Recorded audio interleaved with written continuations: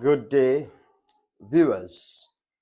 We are welcome to the sixth lecture in GSE 322, Basic General Mathematics 6. In our last lecture, we have discussed on the mode which has marked the end of measure of location. And we are here today to key into the next segment of the course outline, which is measure of dispersion. A measure of dispersion will talk on the range, the mean deviation, variance, and the standard deviation. But we will start with the ungrouped data. Way back to the first lecture in measure of location or measure of central tendency, I told you we have group data and we have ungrouped data. And I set out the condition to which we use either of the two. I said we use ungrouped data when the number of the items in the data are not much, in the sense that they can be visibly seen. We can, by mere looking, fish out the value at the center, which is the median. We can also, by mere looking, fish out the most frequently occurring item in the given data, which is the mode. So that is ungrouped data. And I said we use group data when the number of the items and the given data is much. For example, you conduct a test against 300 students. You see, in that case, you cannot by mere looking find out the score that refit themselves more than one. You cannot easily find out the score that is at the center, that is the median. So in that case, such item or such data has to be condensed or has to be presented to what? To a tabular form, so that we carry out the solution. So in the case of measure of dispersion also, there is ungrouped data and there is also group data. And the condition that warrant us to use either ungrouped data or group data is the same as that of measure of location. It means even in the measure of dispersion, we use ungrouped data when the items in the given data are not much. And we use group data when the items in the given data are much, to the sense that such items should have to be condensed into a table for carrying out the solution. So today, we are here to discuss, or we are here to find the mean deviation, the range, the mean deviation, variance, and the standard deviation of ungrouped data. Measure of dispersion express how data are being separated, or the spread of the data. So now we have a question on the board that is saying find the range, the mean deviation, variance, and the standard deviation of the score of 7 students in GSE 322 test. The score are here as follows. The score here referred to as X is equal to 3, 5, 5, 7, 11, 9, 11, 12. These are the scores of 7 students. Excuse me.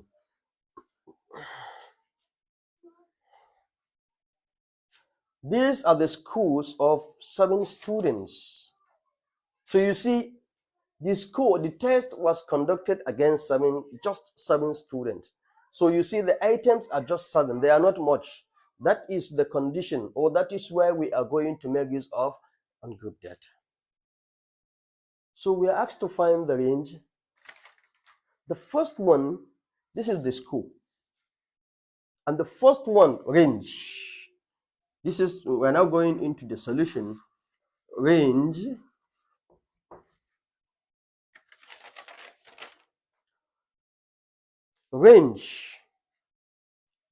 is the most simplest and the straightforward measure of dispersion on group data, because is just the biggest value minus the lowest value, or the biggest item minus the lowest item. So when we look at this, okay, range, the formula is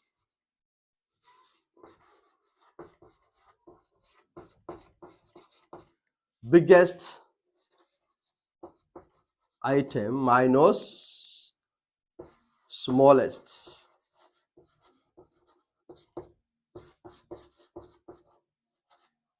item. So when we look at this, the items, which one is the biggest? We will see that 12 is the biggest. So we write our 12 here. Which one is the lowest or smallest? 3 is the smallest. Then we say minus 3. Then 12 minus 3 is going to give us 9. This is our range. Then the next one is mean deviation. Mean deviation, it expresses how each item deviates from the mean. How each item deviates from the mean.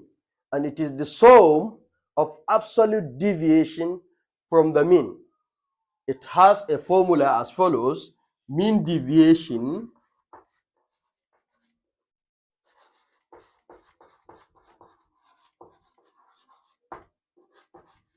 has a formula that is saying summation of absolute value of x minus x bar over n. This is the formula for mean deviation. It says summation of absolute value of x minus x bar. This x referred to what? To the item, while this x bar referred to the what? To the mean. While this n referred to the what? To the number of the items. So now, in this case, this formula is saying this absolute value is telling us that we should take just the number, even if the value after the subtraction of the what? Of the mean from the item, from each item, and it happened that we have a negative value, this absolute value will take away the negative value, so that we will take just the number with no regard to the what? To the sign attached to the number. So now we have x and we have minus x bar, and we said this x bar stands for the mean. So what do we do first?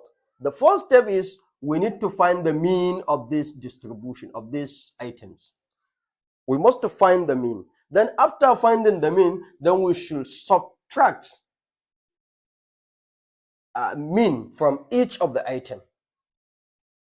Then when we finish the subtraction, then we will sum them and divide by the number of the items.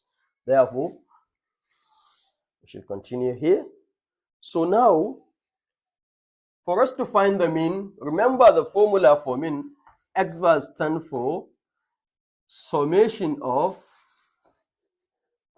fx over n. Sorry, this is the case of ungroup data. Is summation of x over n. So now, this is the items, this is the x. It means we have to sum all of them. Therefore, we say equal to 3 plus 5 plus 5 plus 7 plus 9 plus 11 plus 12. Then over the number of the items. This is n. 1, 2, 3, 4, 5, 6, 7. 7 because it is the score of 7 students. Then divide by 7. So now what do? We say 3 plus 5 is 8, plus 5 is 13, plus 7 is 20, plus 9 is 29, plus 11 is 40, plus 12 is 52. Therefore, we have 52 over 7.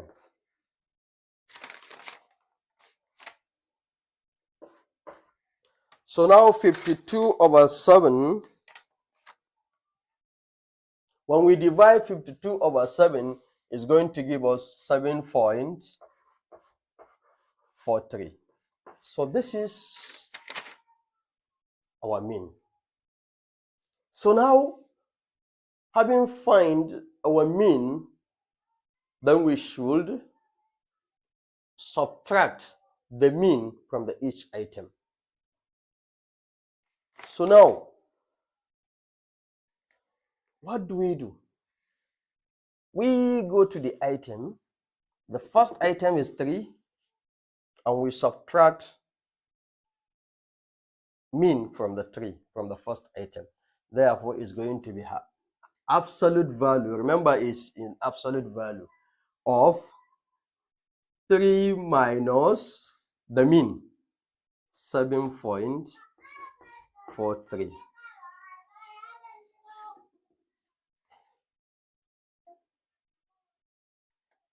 Plus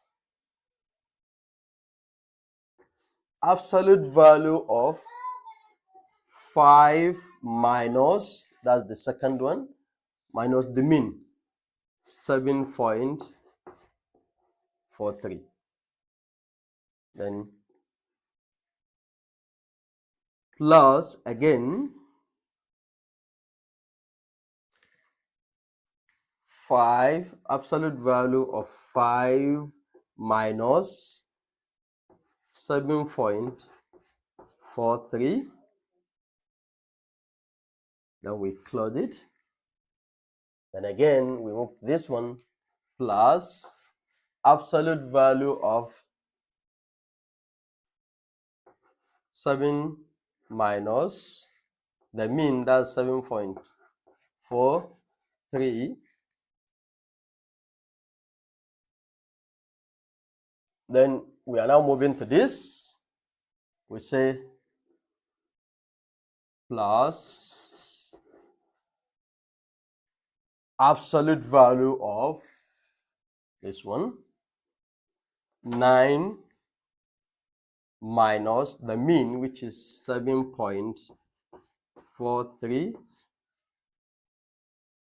Then plus,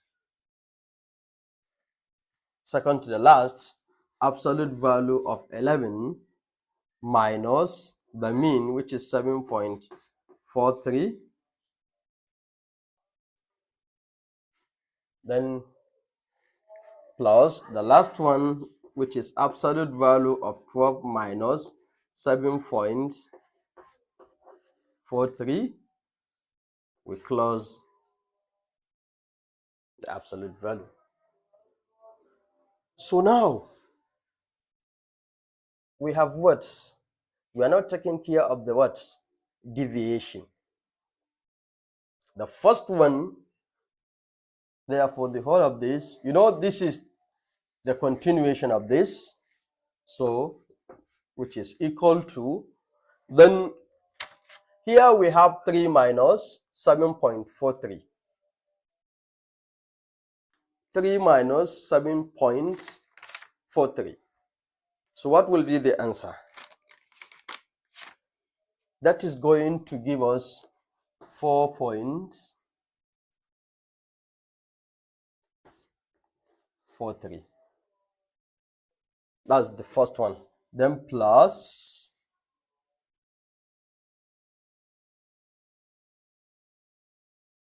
The next one, which is 5 minus 7.43. Originally this is supposed to give us minus, but because of this, it's supposed to give us minus 4.43. But because of this absolute value, we should what? Forget about the minus. I told you the absolute value will take care or will go away with the sign. So now the next one is 5 minus 7.43. Ideally, it's supposed to be minus 2.43. But because of this absolute value, is going to give us 2.43. Then the third one, the third one is also 5 minus 7.43. It's the same with the second one. Therefore, we should have, ideally, it's supposed to be minus 2.43, but because of the absolute value, it will go away with the minus. Therefore, we have 2.43 as well. Then we move to this one. Plus 7 minus 7.43. Ideally, this one too is supposed to give us minus, but because of the absolute value, we should have 0.43 when you subtract. Then plus, what next? Then we should come to this. This is saying 9 minus 7.43.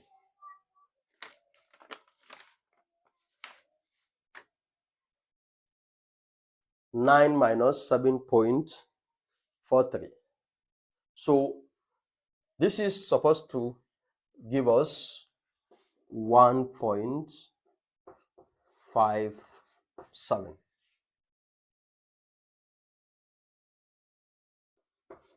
Then we should continue here. Then we shall come to this, which is 11. 11 minus 7.43. So in this one is going to give us 3.57. Then the last one, which is, okay, there is plus here. Then the last one, what is the last one? The last one, which is 12 minus 7.43, is going to give us plus 4.57.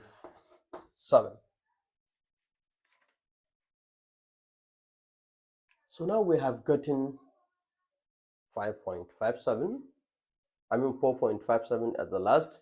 Then what next? You see, now we have taken the deviation and we are now to what? To sum all of them. Take care of this summation. 4.43, 2.43, 2.43, 0.43, 1.57, 3.57 plus 4.57. Let's see if we can do it here. 4.43, then 2.43, then 2.43 again, then 0.43, then plus what is it, 1.57, then plus 3.57, then plus 4.57, I doubt if this place is going to be enough for us. Let's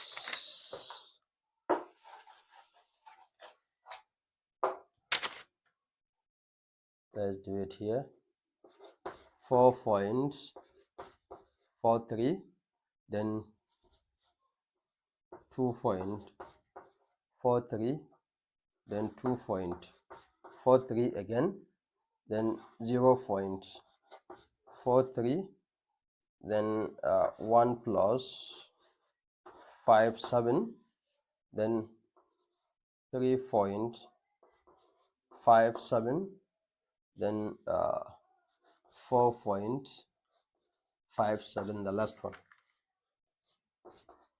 So we are now adding all of this.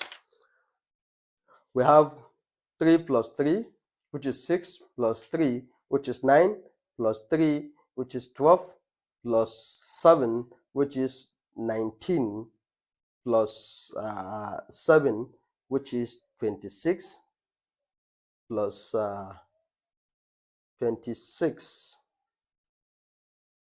plus 7, which is 33. Therefore, we write 3 and we carry 3. 4 plus 4 is 8, plus 4 is 12, plus 4 is 16, plus 5 is 21, plus 5 is 26, plus 1, plus 5, 26 plus 5 is 26 plus 5 is 31, plus 3 is 34.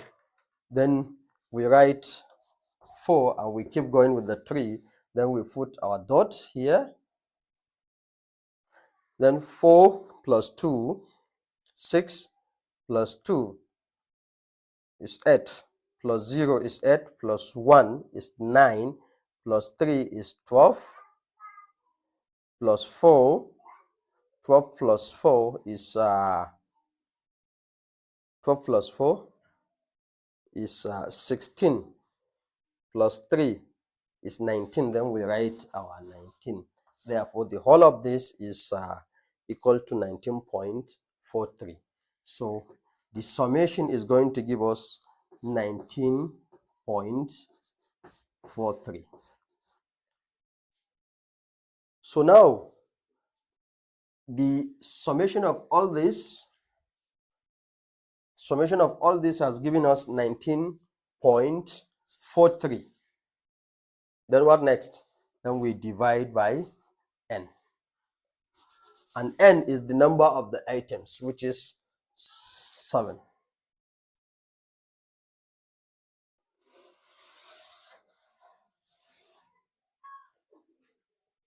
So now we are dividing 19.43 by 7. 19.43 by 7.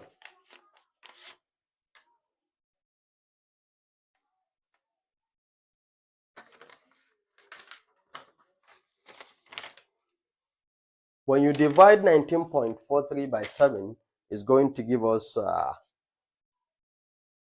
2.76. And this is the what? The mean deviation. This is what? The mean deviation.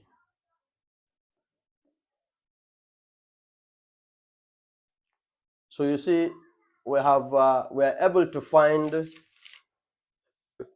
the range and the mean deviation. And this has marked the end of this lecture. In the next lecture, we will continue with the variance and the standard deviation of the item. Thank you for watching, and stay tuned to the next lecture. Ask question in the comment section. Share to the other colleges of education students, and subscribe so that once we upload new lecture or the continuation, you will be notified. Thank you for watching until we meet in the next class.